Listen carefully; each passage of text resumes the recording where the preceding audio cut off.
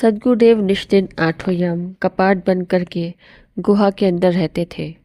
ब्रह्म मुहूर्त काल में पहर भर रात्रि में स्नान कर गुहा में प्रवेश करते थे और सूर्यास्त पश्चात शौच के लिए बाहर निकलते थे।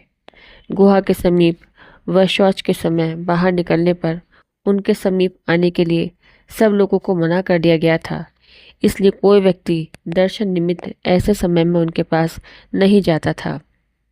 ग्राम निवासी एक संत थे जिनका नाम श्री राम सुभग सिंह था।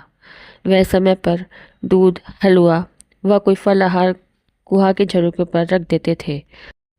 उसे सद्गुरुदेव अंदर ही भोजन कर निष्दिन निज भेदाभ्यास योग साधन में निरत रहते थे।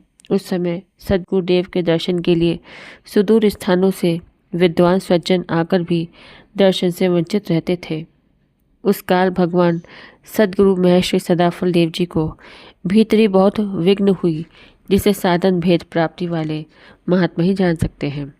स्वामी जी वृत्तिकूट की गुहा में चिरकाल तक निवास कर घोर परिश्रम करके अखंड समाधि में सच्चिदानंद परब्रह्म को साक्षात्कार कर जीवन मुक्त अवस्था पद को प्राप्त करे हैं।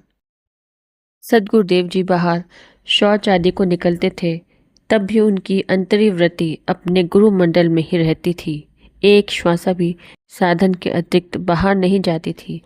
भीतर की दिव्य ज्योति अंदर निष्दिन रहती थी। चाटक आठों याम लगा रहता था।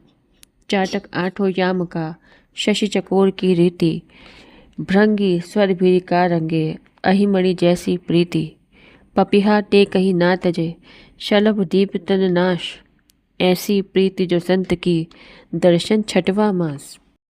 सद्गुरुदेव रात्रि में बाहर एक वट वृक्ष के नीचे बैठकर परमानंद में निमग्न होते थे। आज इस स्थान पर बाग लगा हुआ है।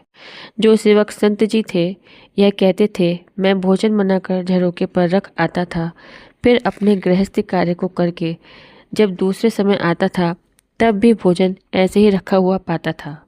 भोजन देखकर बोलने का नियम और आदेश नहीं था।